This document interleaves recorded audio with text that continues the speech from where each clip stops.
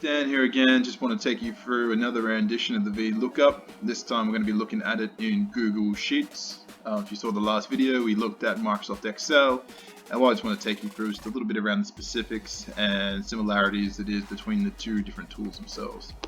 So what I've done today, of course, I've broken the sheet down to a couple of lessons here. First one is just going through what the VLOOKUP's used for. Secondly, we're going to go through how we can use the VLOOKUP, got a couple of scenarios here we're going to tick off. Then we'll talk about returning opposing values from our search, and we'll go into a little bit of error handling just to help you out there for your future lookups. Now firstly, let's just go up here to the first lesson. Let's talk about what a VLOOKUP is and how can it be used. So what is VLOOKUP? VLOOKUP itself just stands for a vertical lookup, and basically what we're doing here is we're searching down the first column for a certain key that we define in our range, and we return specific values based on that search. So over here, I've got a little bit of a data set, just simply broken down into fruit, quantities, and the unit of measure.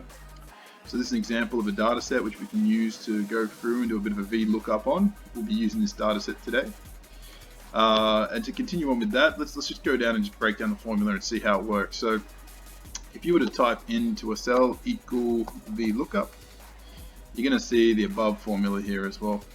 So firstly, what are we looking at? So it's got a search key. Now what search key references to is, well, what is the data we're going to be using to look up as our search criteria? So that could be a value in a cell. It could be like looking up apple. It could be looking up a quantity.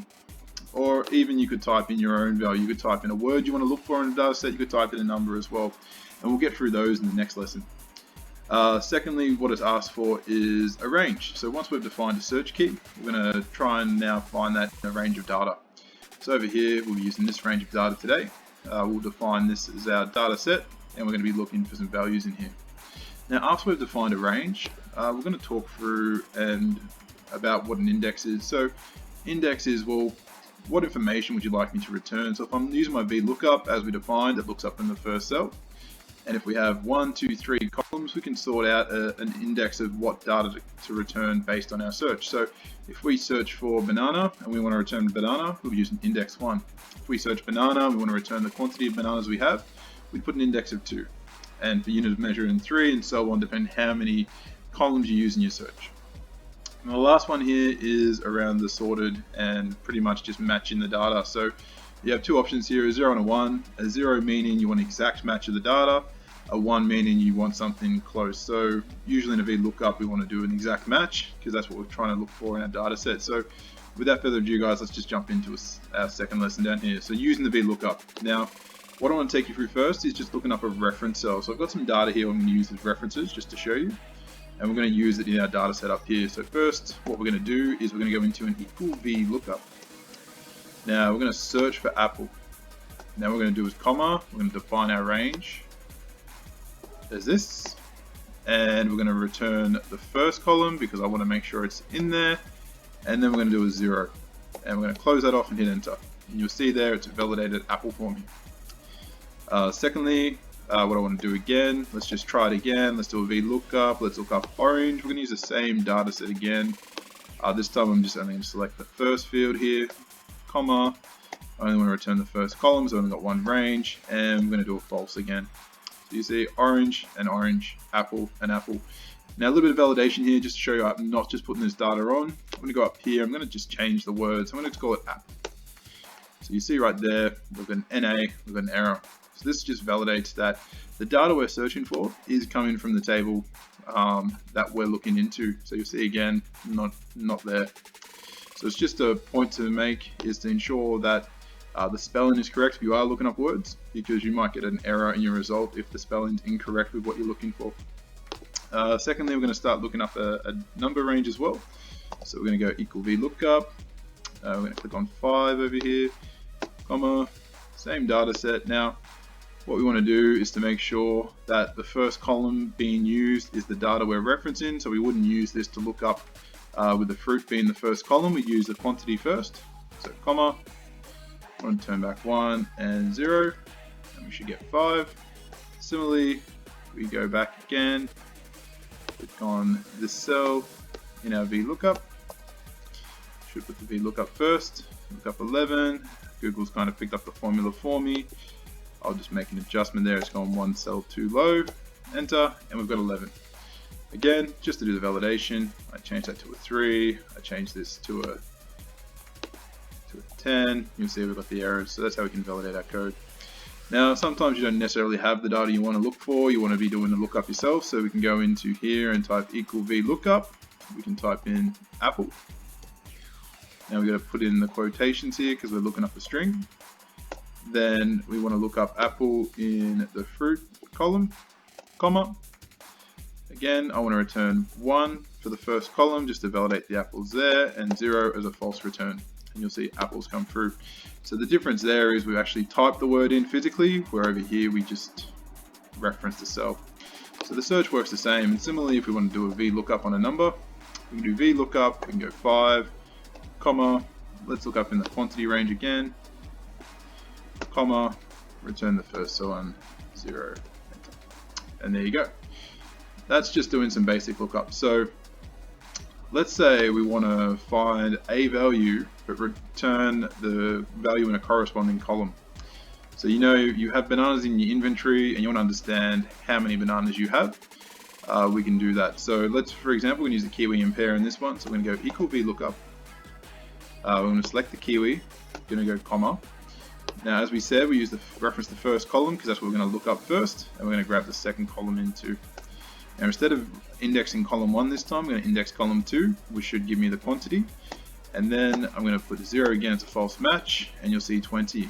Now let's validate that data there. So kiwi, kiwi, 20, 20. We'll do it one more time, so we'll do a VLOOKUP. We're going to look up pear. You can see the system's already helped me out with this one, so I'll just go back and adjust it because it's moved it down by 1 on each row. And pear, we're going to return 3. Do we have 3? Yes. So we have 3 in stock. So all we did there differently was we indexed the 2 rows together, 2 columns, and we've called back the second instead of the first. Now, some error handling just to help you out. So firstly, one of the key things you want to understand is a static search. So what do I mean by static search? So what I've got here is banana and peach as my data set. Probably best if I go equal VLOOKUP banana, comma, and then I'll grab my data set here, comma. I want to return the banana, enter. So you see here bananas come back, and then when I drag that formula down to make it easier, it's returned peach as well, which is what I want. But key thing to look out for here is now we've gone A5 to B11, which is 1 row below our cell, and this one was referenced A4 to B10. Now let me just show you here. So if I go banana and I go peach up here,